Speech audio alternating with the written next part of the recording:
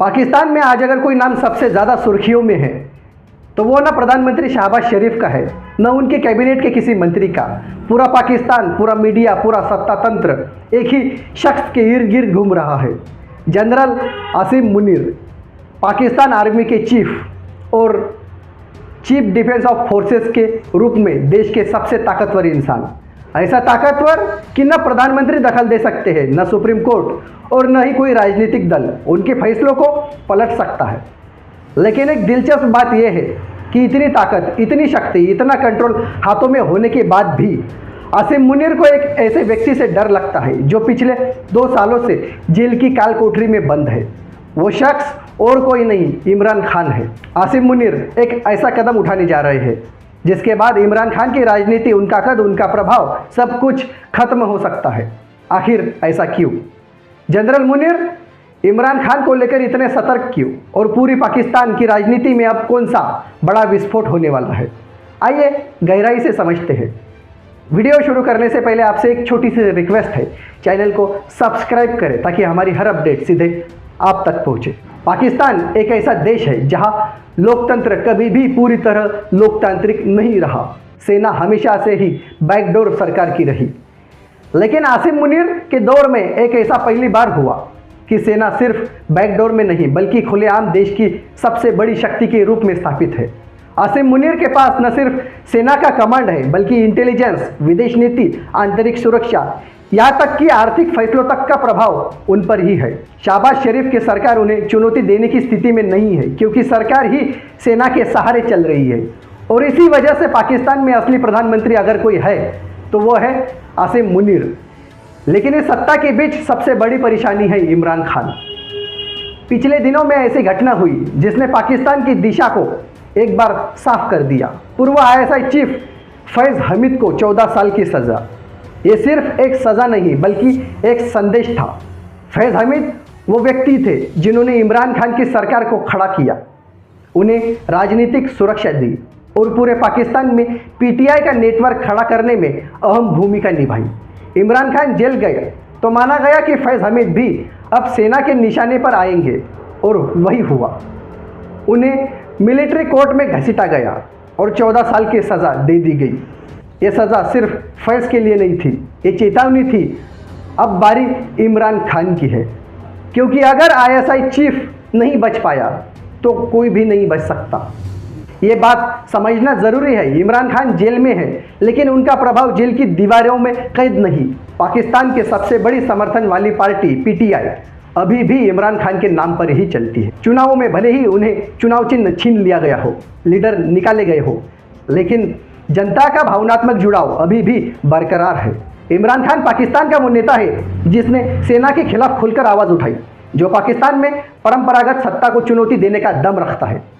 और यही आसिम मुनीर की सबसे बड़ी समस्या है क्योंकि एक ऐसा नेता जिसकी पकड़ जनता पर है, वो किसी भी समय पाकिस्तान की राजनीति को हिला सकता है। इमरान खान ने जेल में रहते हुए मुनीर पर गंभीर आरोप लगाए कि सेना दबाव डाल रही है, राजनीति को कंट्रोल कर रही है और उनके खिलाफ फर्जी मुकदमे बनाए जा रहे हैं।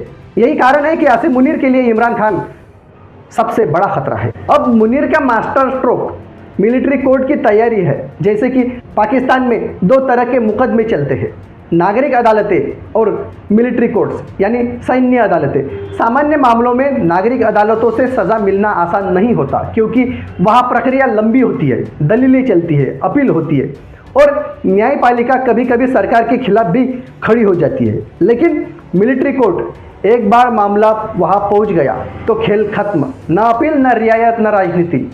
और अब रिपोर्ट्स कहती है कि इमरान खान को मिलिट्री कोर्ट्स में घसीटने की तैयारी शुरू हो चुकी है। इसका आधार है 9 मई 2023 की हिंसा। जब इमरान खान को गिरफ्तार किया गया तो पूरे पाकिस्तान में भीषण हिंसा भड़क गई।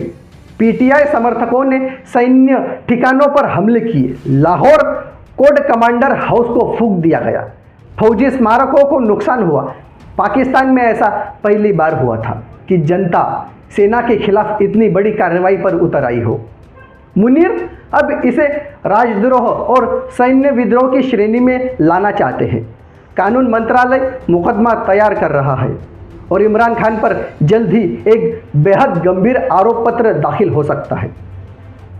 इमरान खान पर संभावित आरोप लगने के चांसेस इतने हैं जैसे कि राजद्रोह, सेना में विद्रोह भड़काना, सैन्य ठिकानों पर हमले की साजिश, राष्ट्रीय सुरक्षा संपत्तियों को नुकसान पहुंचाने के आरोप, ऑफिशियल सीक्रेट्स एक्ट का उल्लंघन। इन आरोपों की गंभीरता यह है कि अगर यह सिद्ध होते हैं तो इमरान खान का जेल से बाहर आना लगभग असंभव है। इमरान खान के करीबी सहयोगियों पर कार्रवाई की तैयारी है। कुछ सैन्य अधिकारी भी जांच के दायरे में बताए गए हैं। यानी ये सिर्फ राजनीतिक लड़ाई नहीं बल्कि पूरा क्लीन अप ऑपरेशन। पाकिस्तान के राजनीति पर संभावित असर। अगर इमरान खान के खिलाफ मिलिट्री ट्रायल शुरू होता है तो इसके 3 बड़े परिणाम होंगे। इमरान खान के राजनीति का अंत, उसके बाद न वे चुनाव लड़ पाएंगे न राजनीति में सक्रिय रह पाएंगे। पार्टी धीरे धीरे टूटकर सत्ता और सेना समर्थित संगठन में शामिल हो सकती है। आसिम मुनीर की शक्ति और बढ़ेगी। वे पाकिस्तान के सबसे शक्तिशाली व्यक्ति के रूप में और भी मजबूत हो जाएंगे। लेकिन सबसे बड़ा सवाल है, क्या जनता इसे स्वीकार करेगी?